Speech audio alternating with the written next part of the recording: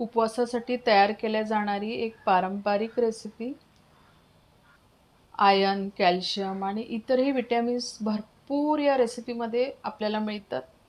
म्हणजे आपण बघू शकतो की त्याही काळी पौष्टिकतेचा उपवासामध्ये किती विचार केला जायचा.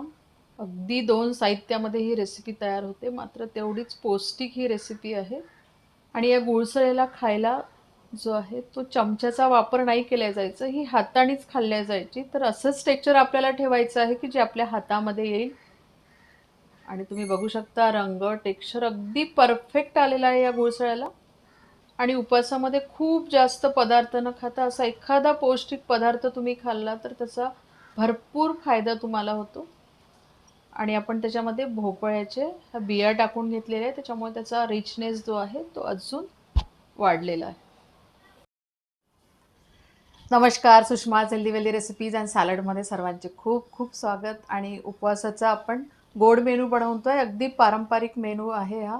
आणि पारंपरिक जरी असला तरी मला आठवतं इथे कारंजा लाड म्हणून तिथे म्हणजे गुरु मंदिर आहे, नृसिंह सरस्वतीचं ते मंदिर आहे. तिथे अजूनही एकादशीला म्हणजे हजारो भाविक जो आहे हे गुळसलं खाऊन जातो तिथे. म्हणजे हा महाप्रसाद असतो गुळसलाचा.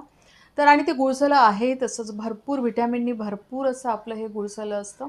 आणि अगदी 2 पदार्थापासून ते तयार होतं. आपण पारंपरिक पद्धतीनेच बनवलेलं आहे आणि नेहमीप्रमाणे खूप साधी आणि सोपी पटकन तयार होणारी रेसिपी आहे. मात्र तेवढीच हेल्दी रेसिपी आहे. आपण रेसिपी बघणार आहोत.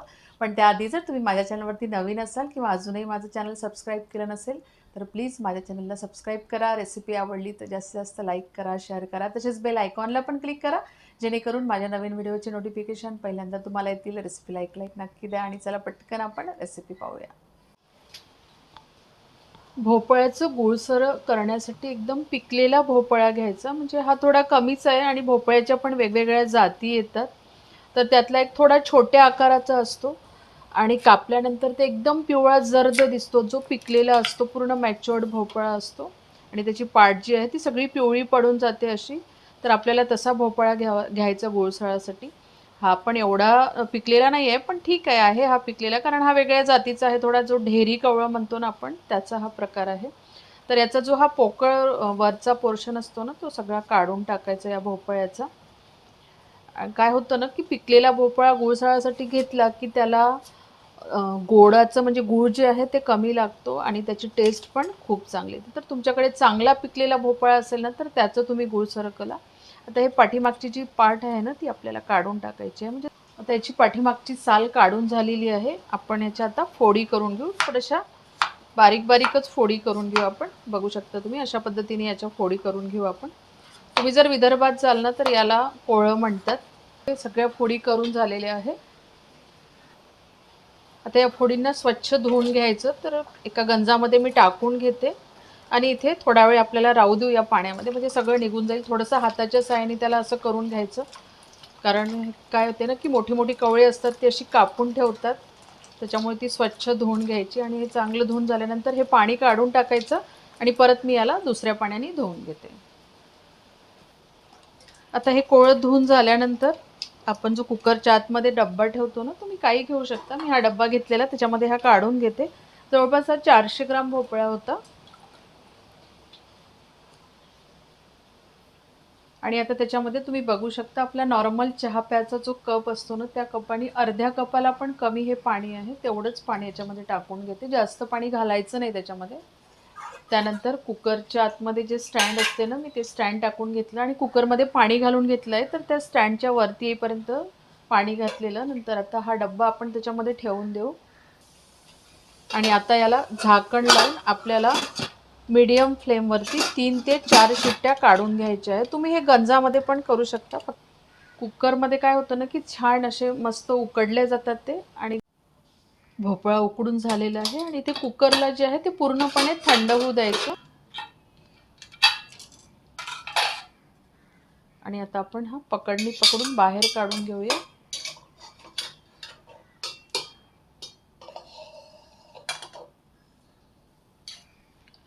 आणि बघू शकता छान शिजलेला आहे हा भोपळा. कारण आपण त्याच्यामध्ये भोपळा जो आहे तो उकडून घेतला, त्याच्यामुळे त्या पाण्यामध्ये सगळा जो अर्क आहे तो उतरलेला आहे आणि ते पाणी जे आहे ते पौष्टिक पाणी आहे. त्याच्यामुळे त्यातलं पाणी काढायचं नाही, तसंच राहू द्यायचं आणि म्हणून सुरुवातीलाच कमी पाणी टाकून घ्यायचं. आता हा पहिले आपण सगळं व्यवस्थित स्मॅश करून घेऊ. याला आपण दुसऱ्या भांड्यामध्ये टाकून घेऊ. त्याच्यामध्ये टाकल्यानंतर मी परत थोडंसं स्मॅश करून घेते, कारण ते जे आहे थोडंसं उथळ होतं, खोलगट भांड्यामध्ये व्यवस्थित होते. आपल्याला तो पूर्णपणे एकजीव करायचा आहे.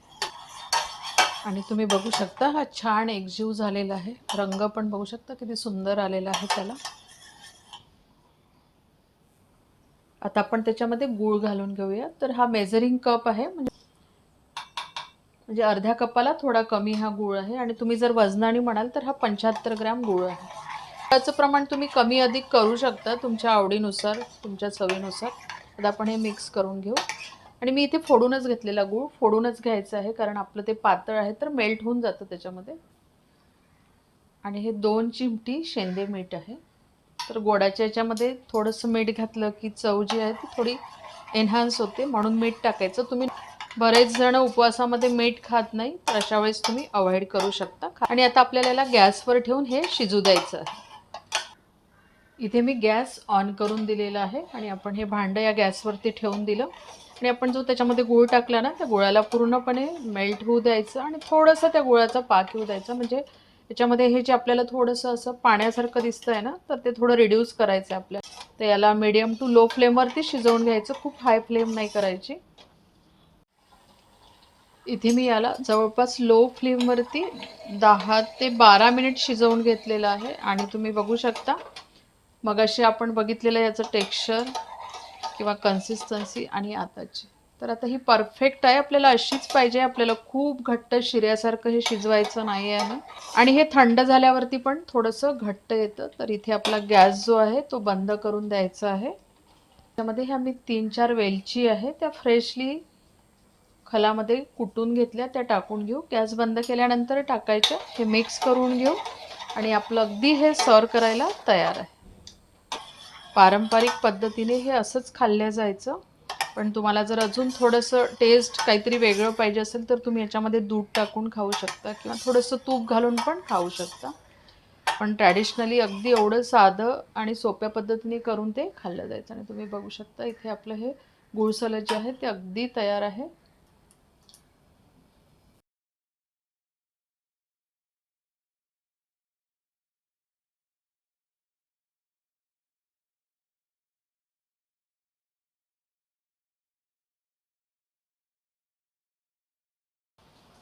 आणि आपण त्याच्यामध्ये भोपळ्याचे बिया टाकून घेतलेले आहे, त्याच्यामुळे त्याचा रिचनेस जो आहे तो अजून वाढलेला आहे. आणि इथे आपलं हेल्दी आणि टेस्टी असं गुळसलं अगदी तयार आहे. तुम्ही नक्की ट्राय करा, खूप चवदार लागते हे आणि सगळ्यांनाच आवडेल अशी ही रेसिपी आहे. तशीच हेल्दी पण रेसिपी आहे. परत भेटूया अशाच एका छानशा रेसिपीसोबत. तोपर्यंत धन्यवाद.